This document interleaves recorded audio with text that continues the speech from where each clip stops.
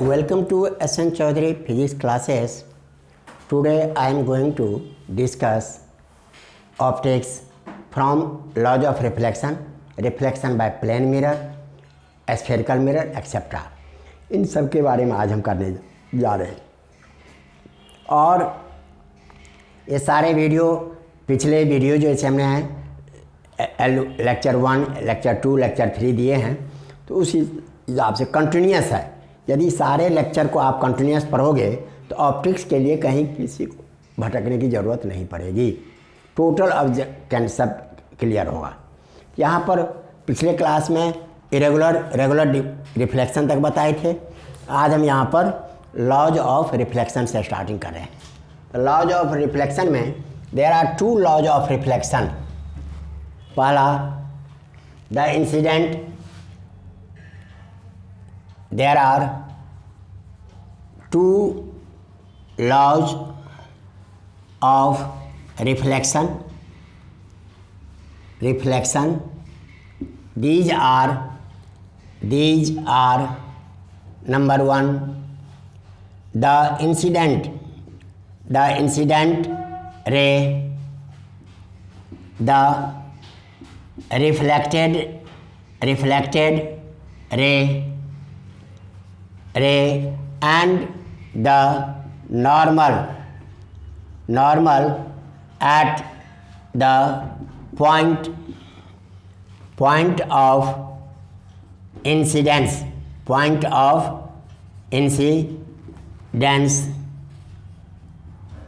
और यहाँ दिए comma lie in the same plane।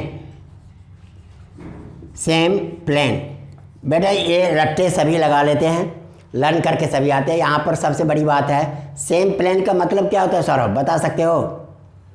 Same plane का मतलब जैसे x है y है, तो ये एक प्लेन हो गया। ये आपके मान लो x ले लिए और z ले लिए, xz प्लेन कहलाएगा। y और z ले लेंगे तो yz प्लेन कहलाएगा। तो एक ही प्लेन में ये होना चाहिए।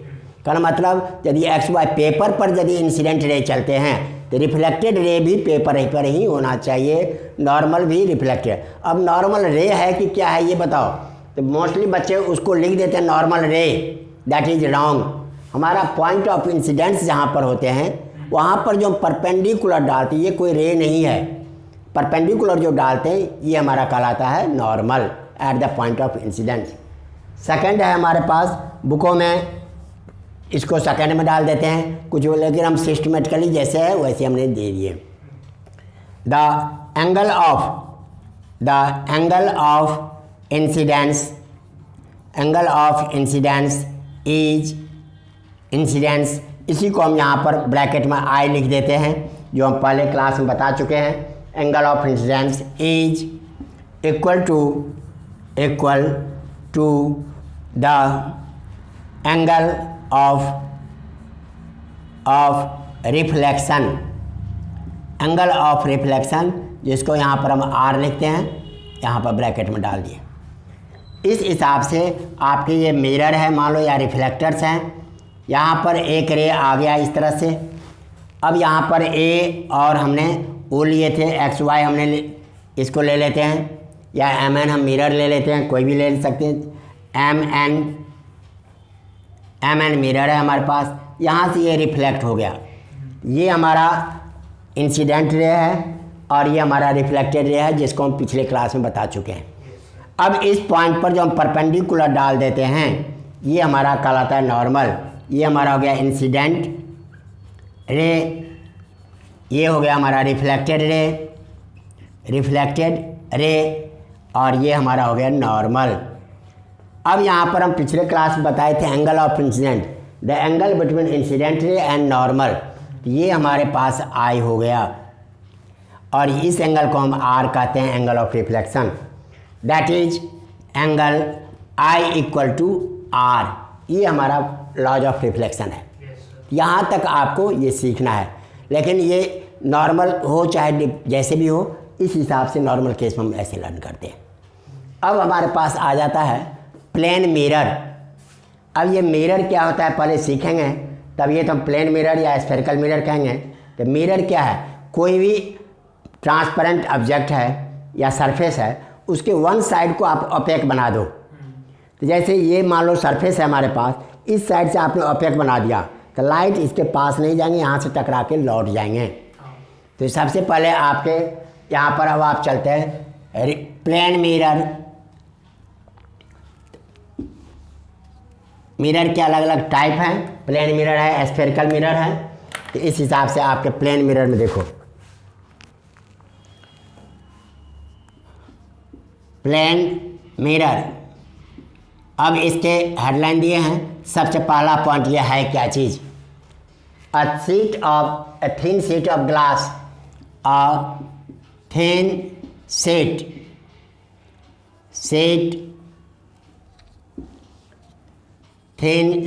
of glass whose one surface is silvered, जिसका वन सरफेस सिल्वर्ड है, सिल्वर्ड बाय AgNO3 पेस्ट। इस पेस्ट से एक सरफेस है and other surface acts as a reflector। What is mirror, देख लो, a thin sheet of glass का एक पतला शीट है, whose one surface is silvered by AgNO3 paste. Real में AgNO3 पेस्ट से ही सिल्वर होना चाहिए, वो ज़्यादा परफेक्टली रिफ्लेक्टर का काम करता है। और अब नहीं है तो ये AgNO3 तो महंगा हो जाएगा बेटा, तो वहाँ पर हम कलर लगा देते हैं या पेपर लगा देते हैं, ब्लैक पेपर लगा देते हैं, कलर लगा देते हैं। देखा होगा कोई टूटा हुआ शीशा है, शीशा भी कहते हैं, मिरर भी कहते हैं, तो उसके एक साइड में पेपर हटाने पर ऑरेंज कलर रहता है, इस तरह से कलर लगा देते हैं जो AgNO3 की तरह काम करते हैं। फिर कई पेपर लगा देते हैं तो मिरर का काम करता है। तो यहाँ पर होना चाहिए AgNO3 ही। अब सिंपल एक देख लो मिरर ही। अब आप एक मिरर, आप प्लेन मिरर लेते हो, छोटा सा साइज, बाइक में भी लगा होता है, स्कूटर में भी लगे होते हैं, कार्स में भी लगे रहते हैं, लेकिन सभी का कीमत अलग अलग होता है। साइज मान लो सबका करीब करीब सेम ही है, लेकिन कीमत बहुत अंतर है। तो वो डिपेंड करता है उसके ऊपर क्वालिटी कैसी है। यदि ग्राइंडिंग प्लेस, कई मिरर ऐसे देखोगे तो नाक आपका मोटा दिखेगा, कान पतला दिखेगा, मतलब पूरी तरह से प्लेन मिरर नहीं होता है। तो ग्राइंडिंग खर्चा होता है, फिनिशिंग, और सिल्वर लगाते हैं। अब 10 ग्राम यदि सिल्वर भी लगाए तो 500 रुपये तो यही हो गया भाई। फिर उसका NO3 बनाएगा, इस तरह से कॉस्ट बढ़ जाते हैं क्वालिटी के हिसाब से। अब यहाँ पर हमने दिया है thin sheet of glass whose one surface is silvered by AgNO3 paste हो या कोई कलर्ड हो, जो भी हो, and other surface act as a reflector is called plane mirror. अब इसका सेकंड पॉइंट देख लो, सिंबल हम क्या करते हैं, एक प्लेन मिरर मान लो हमने ये बना दिया। अब इसके वन सरफेस, ये सिल्वर्ड का सिंबल है, ये सिल्वर्ड है एक तरफ से, तो ये आपका रिफ्लेक्टर का काम करता है। ये रिफ्लेक्टर है इस साइड, और इस साइड आपका सिल्वर किया हुआ है। ये सिंबल है प्लेन मिरर का। या कोई भी मिरर देखते हो तो ऐसे ऐसे लगा देते हैं एरो। कई बार बच्चे कहते हैं मैडम ये क्यों लगा दिए इसके हेयर, भाई ये पहचाना उसका सिंबल है, इस साइड से सिल्वर्ड है, दूसरा साइड इसका रिफ्लेक्टर का काम करता है। अब आपके तीसरे पॉइंट देख लो,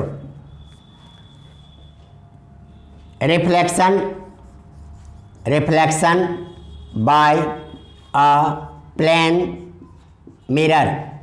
अब यहाँ पर रिफ्लेक्शन बाय प्लेन मिरर में कैसे रिफ्लेक्शन होते हैं, अब इसके क्या क्या प्रॉपर्टीज है, ये चीज़ मुझे यहाँ सीखना है। अब आपके प्लेन मिरर में मान लो बेटा हमने ये एक प्लेन मिरर बना दिया,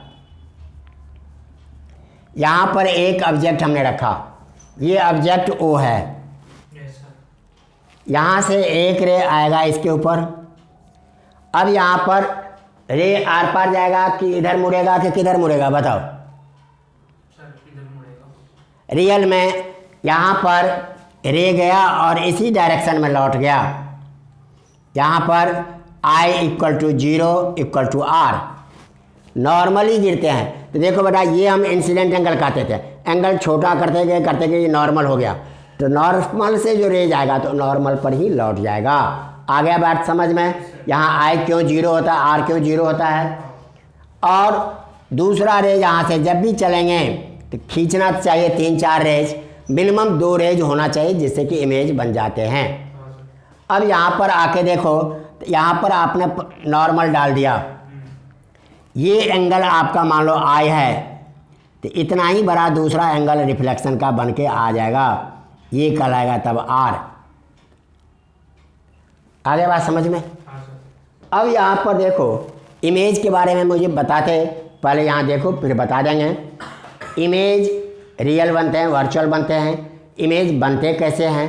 तो जब 2 रिफ्लेक्टेड रेज कटेंगे या रिफ्रैक्टेड रेज कटेंगे, और कटते नहीं हैं, फैल रहे हैं, तो पीछे बढ़ाने पर कट जाएगा। जहाँ पर कटेगा, इंटरसेक्ट होगा रेज का, वो पॉइंट हो जाएगा उस जिस पॉइंट से चला था रेज। मान लो यहाँ पर वो पॉइंट से रेज चला है, यहाँ पर रिफ्लेक्ट होकर इधर जा रहा है, रिफ्लेक्ट होकर इधर जा रहा है। बेटा ये इधर जाएंगे, कहीं मिलने वाला नहीं है, तो हमने इसको पीछे की ओर बढ़ाया, इस तरह से पीछे की। ये बन गया हमारा I, दैट इज इमेज। वो ऑब्जेक्ट यहाँ लिख देना, फालतू हमें लिखने की ज़रूरत नहीं है। I इमेज ये लिख दिए। अब यहाँ पर O I मान लो इसका कोई नाम दे दो, मान लो MN मिरर है, ये हमने लिख दिया। इस पॉइंट का नाम मान लो P लिख देते हैं, PQ लिख दिए, R लिख दिए, यहाँ पर कोई भी नाम लिख दो, कोई ज़रूरत नहीं। अब जितनी बात हम समझाए हैं, कहोगे सर अब कई बच्चे क्या करते हैं, O से रेज चला है, M के इस पॉइंट पर टकराया है, मान लो PQ R, मान लो इस पॉइंट को ऐसे लिख दिया हमने, S पर टकराया है, फिर यहाँ से ये लौट गया। ये सब कहानी लिखने की हमें ज़रूरत नहीं है। यहाँ पर रेज आपको, तो यहाँ पर करोगे कर सर कैसे, तो यहाँ पर देख लो, the schematic ray diagram of reflection by plane mirror that is formation of image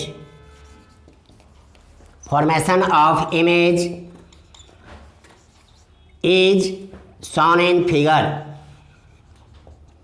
यहाँ पर हमने शॉर्ट कर दिया, यहाँ पर लिख दिया, बस हो गया। That is formation of image by plane mirror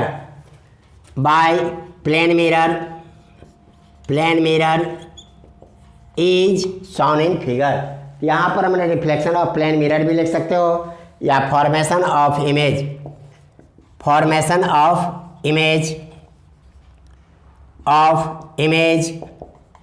image by plane mirror, ये भी आप लिख सकते हो। हेडलाइन बना दिया आपने। अब यहाँ पर देखो, इधर आप लोगों ने नोट कर लिया,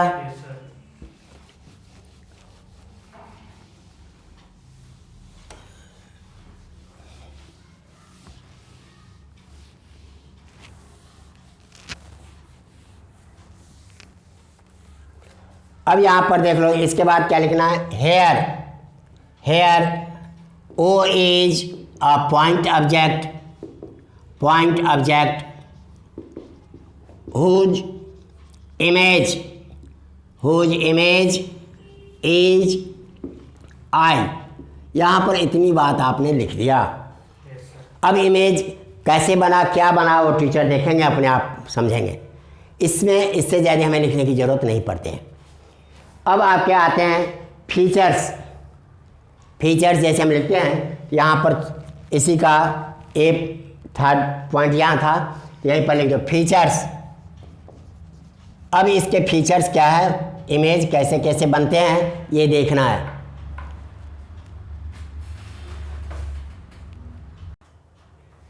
अब आपके जैसे देखते हैं, मिरर के हमने यहाँ तक करा दिए।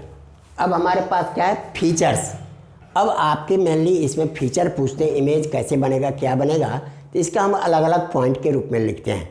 तो अब आप बता सकते हो प्लेन मिरर में क्या फीचर्स बनेंगे। तो प्लेन मिरर का फीचर सबसे पहला आपने क्या देखा, इमेज बिहाइंड मिरर बनते हैं, पोजीशन। इमेज अपने आप तो रेज कटा नहीं है, तो इसको हम वर्चुअल इमेज कहते हैं। और जितना बड़ा इसका है इसके बारे में 2-4 पॉइंट याद रखो। ये सारे टॉपिक जैसे हैं आपके यहाँ देखते हो, ये टोटल के टोटल टॉपिक्स इंट्रेंस और कंसेप्ट क्लियर के लिए ज़रूरी है। अब आपके फीचर्स में देख लो, पहला feature the image formed by a plane mirror is virtual and. अब आप अपना चेहरा जो देखते हो तो उसमें कैसा दिखता है, चेहरा दिखता है, चेहरा कि सीधा दिखता है, सीधा दिखाते हो तो इसको हम इरेक्ट बोलते हैं, इरेक्ट। एक पॉइंट हो गया। इसी तरह से दूसरा पॉइंट आप बना दिए, the position the image formed behind the mirror, image mirror के पीछे बनते हैं। अब इसके बाद और पॉइंट देखो, यहाँ तक तो ये इतनी बात तो लिखना ज़रूरी है 2-3 पॉइंट में। अब इसके अलावा एक्स्ट्रा पॉइंट जैसे हैं, तो एक्स्ट्रा पॉइंट सब जैसे देखते हो। अब आपके देखो, इसको कहते हैं lateral inversion. The image formed by a plane mirror is laterally inverted। ये laterally inverted होते हैं। इसका मीनिंग क्या है, तो देख लो बेटा, ये हमारे पास मिरर है, समझ लो। यहाँ पर हमने P बनाया, तो यहाँ पर इधर जो इमेज बनेगा इस तरह से बनेंगे। आए बात समझ में? तो जो P इधर था 180 लेटरली इन्वर्टेड बाय 180 डिग्री। जैसे ये ऑब्जेक्ट इधर खड़ा किए हो तो ये उलट के ऐसे आ गया, ये 180 डिग्री से ये इन्वर्ट हो गया, चेंज हो गया। अब आपके इस साइड आप लोगों ने नोट कर लिया।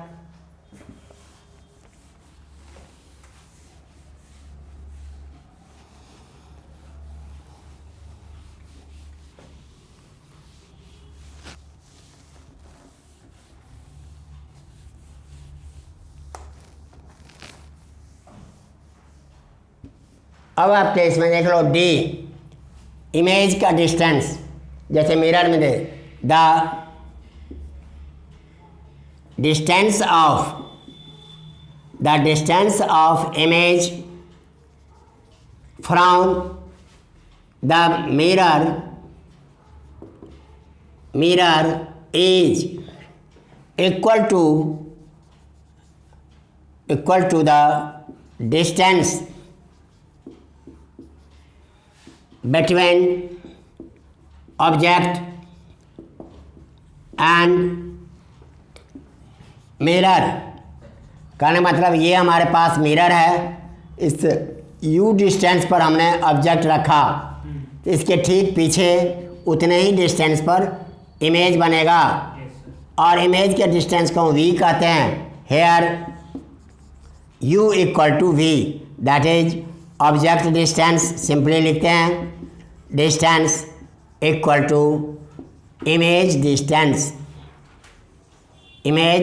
डिस्टेंस। ये हमारे पास हो गए इसके। अब आपके नेक्स्ट में आ जाओ, नेक्स्ट पॉइंट इसमें देखो, यदि किसी मिरर को, जैसे ये मिरर है, यहाँ एक रेज आ रहा है, रेज आया तो रिफ्लेक्ट होकर ऐसे हो जाएगा, इधर जाएगा। अब आपके उस समय हमने मिरर को रोटेट कर दिया या रोटेट कर दिए, तो रेज तो ऐसे कि इंसिडेंट आ ही रहा था, तो अब रिफ्लेक्टेड रे इधर जाएगा। भाई पहले प्लेन था तो गिरा ऐसे गया, अब आपके प्लेन है ऐसे हैं तो ये थोड़ा नीचे चला जाएगा। तो कहने मतलब इसको हम कहते हैं when a when a mirror is rotated by theta angle,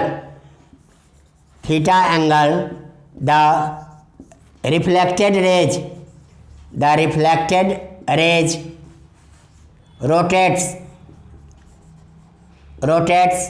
by 2 theta। अब यहाँ पर ये आपके मिरर हैं बेटा, देख लो ये इंसिडेंट रे आ रहा था पहला केस। अब ये हमारे पास मिरर था तो पहला केस में ऐसे चला गया। अब हमने क्या किए, मिरर को यहाँ पर रोटेट कर दिए। मान लो ये M और ये N है, अब हमने M डैश N डैश बना दिए तो मिरर रोटेट हो गया थीटा एंगल से। तब जो रिफ्लेक्शन होगा ये हो गया रिफ्लेक्टेड। इंसिडेंट ये था हमारा incident ray, first reflected ray, और ये आपका हो गया second reflected raise, second reflected ray. तो इसके बीच में कितने डिग्री का एंगल बन गया, 2 थीटा का मतलब अपने पोजीशन से 2 थीटा। मान लो ये 30 डिग्री से आपने रोटेट किए तो ये हो जाएगा 60 डिग्री इन दोनों के बीच का एंगल्स। अब आपके नेक्स्ट फीचर्स में आ जाए, have you noted this side.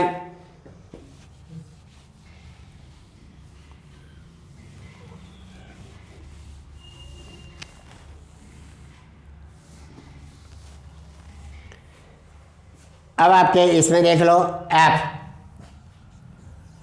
Market जाते हो, मार्केट में आपको मान लो मम्मी कहती है बेटा एक मिरर लाना, तो कैसा मिरर मम्मी, इतना बड़ा मिरर लाना जो हमारे जूते से लेके सिर तक दिखाई पड़े आराम से। तो भाई ये तो बहुत बड़ा मिरर ले लोगे तब भी दिखेगा, लेकिन मिनिमम साइज बहुत बड़ा लोगे तो कीमत भी ज़्यादा देने पड़ेंगे, तो कॉस्ट भी कम लगे। तो उस कंडीशन में लिखते हैं, देख लो the minimum size of a mirror to see full image of an object is equal to the half size of object के आधे साइज होगा। कहना मिनिमम हमने ये लिखा, minimum size of mirror that is equal to 1/2 into size of object के size का आधा होना चाहिए। मान लो आपके हाइट 6 फुट का है तो आपको कम से कम 3 फुट का मिरर होना चाहिए।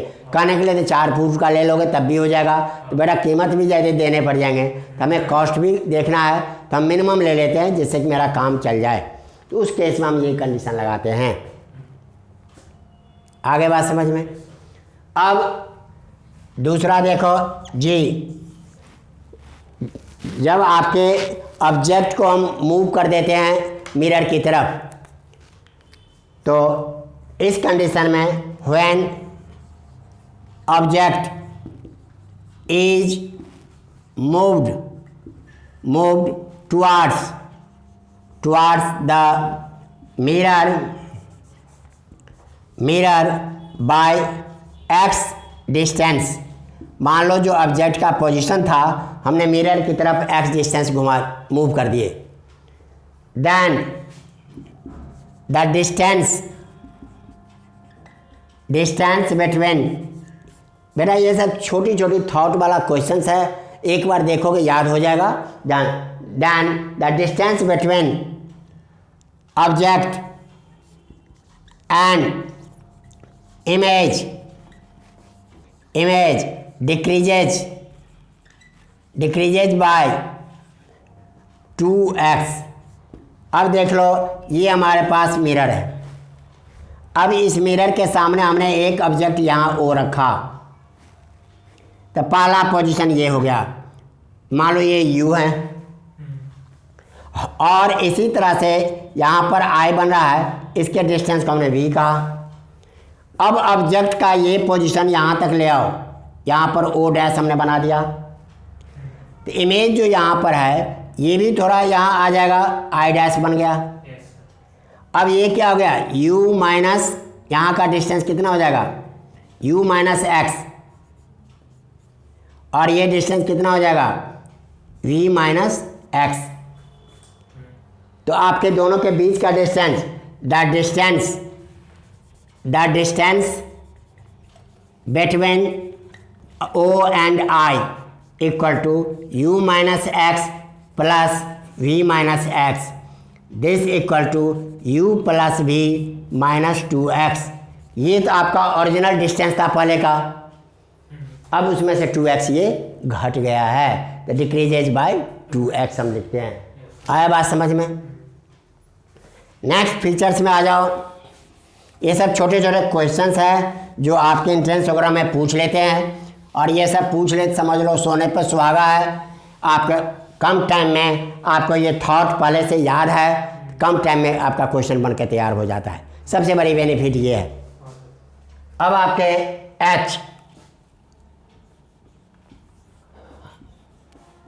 मान लो यहाँ पर हमने एच हमने क्या किए हैं, अब ये कमरे हैं, इस कमरे के बीच में हम बैठे हुए हैं और हम इस तरफ देख रहे हैं, और हम चाहते हैं मेरे पीछे बच्चे जो पढ़ रहे हैं वो या मेरे काम कर रहा है कि नहीं कर रहा है, पढ़ रहा है कि नहीं पढ़ रहा है। तो हमने क्या किया, देख तो हम उधर रहे हैं, उसी दीवार पर एक मिरर लगा दिए, और एक तरह से देखा जाए तो हम चारों दीवार पर लगा सकते हैं। केवल अपने रिवॉल्विंग चेयर को घुमाएंगे और हर डायरेक्शन में एक बार देखते रहेंगे कि कौन काम कर रहा है कौन काम नहीं कर रहा है। तो इस कंडीशन में मिरर का साइज कितना बड़ा लगाएं दीवार पर, तो देखो when a person is sitting in the middle of a room and he wants to see the image of object behind him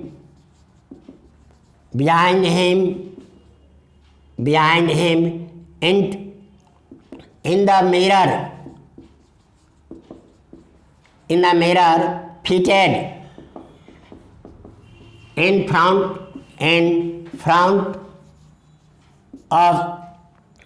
front wall। मान लो एक आदमी बैठा हुआ है, वो पीछे के ऑब्जेक्ट का इमेज देखना चाहता है, किस में, तो जो फ्रंट में वॉल है उस पर फिटेड मिरर में। Then the minimum size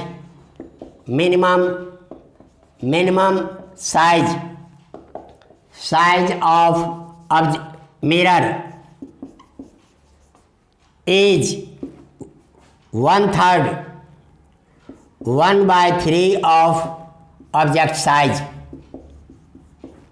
size. अब बच्चे को मोस्टली को याद है वो हाफ साइज वाला, अब वहाँ बच्चे कंफ्यूज करते हैं हाफ साइज होगा क्या होगा। यहाँ पर मिनिमम साइज ऑफ मिरर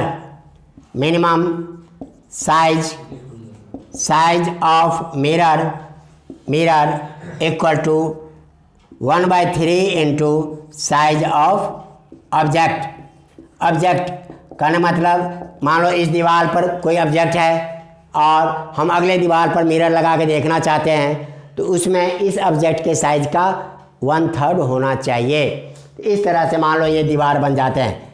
इस तरह से देख लो, यहाँ पर आदमी बैठे हुए हैं, अब यहाँ पर ये मिरर है, इसमें ये देखना चाहते हैं, तो इसका साइज इस पूरे ऑब्जेक्ट का मान लो यहाँ से इस तरह से चलेंगे, इमेज बनाएंगे तो ये अलग अलग बनते हैं। आगे बात समझ में? अब इसी तरह से आपके करीब करीब 5-7 मेरे ख्याल से हो गया होगा फीचर्स, और भी फीचर जब आएंगे तो फिर आगे देखेंगे। तो ये हमारा प्लेन मिरर के बारे में इतना टॉपिक था। अब आपके देख लो इमेज एच। अब आपके नेक्स्ट पॉइंट में आ जाओ। दो मिरर हमारे पास इंक्लाइंड है, इंक्लाइंड मीन्स एंगल पर है, तो उस कंडीशन में नंबर ऑफ इमेज कितने बनेंगे? व्हेन देख लो, when two mirrors are inclined at angle theta, then the number of image of object placed between mirror is, number of image क्या होगा? एज। अब यहाँ पर हमें निकालना है। मान लो एक मिरर ये है और दूसरा मिरर ये है, यहाँ पर एक हमने ऑब्जेक्ट रख दिया। अब इस ऑब्जेक्ट के कारण कितने मिरर बनेंगे, सॉरी कितने इमेज बनेंगे इस मिरर के कारण, ये मुझे पता करना है। तो पहला केस इसी में आ जाओ। इधर have you noted this side?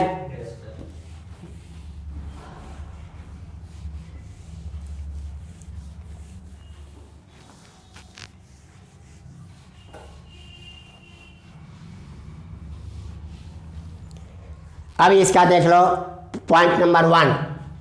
Point कितने इमेज बनेंगे, ये हमने पॉइंट नंबर 1 आपके नोट किए। अब आपके देख लो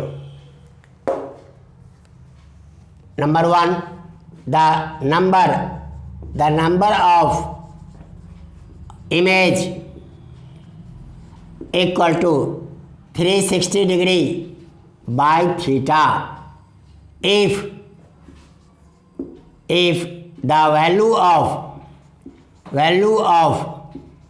360 degree by theta is odd. यदि ऑड नंबर आते हैं इसकी वैल्यू, मान लो इसकी डिवाइड किए वैल्यू 5 आ गया, 7 आ गया, 9 आ गया, इस तरह से, तब तो जितना ये बनते उतने इमेज बन जाएगा। एग्जाम्पल के तौर पर आप देख लो, किसी से भी हम करते हैं तो आपके 60 से करते हो या जो भी बनते हैं। Second, the number of image 360 degree by theta -1 if 360 degree by theta is even number. कहना मतलब इसकी वैल्यू इवन नंबर होता है। जैसे 45 डाल दिया आपने, 8 आ जाएगा, तो 8 इवन नंबर हो गए, तब उसमें से हम 1 माइनस कर देंगे। अब इसमें से क्वेश्चन पूछ लेगा, सर क्यों -1 कर देंगे, क्या कारण है? तो रियल में दो अब इमेज एक ही जगह कॉन्साइड करते हैं जब हम सर्कल पर बनाते हैं। तो एक इमेज इसलिए आपके, यदि इवन ऑड वाले केस में अलग अलग बन रहे हैं, इवन वाले केस में दो अब इमेज एक ही जगह कॉन्साइड कर जाते हैं। इसलिए यहाँ तक आपके ये हमने दिखा दिए। आए बात समझ में? पूरा नोट कर लोगे? चलो भाई।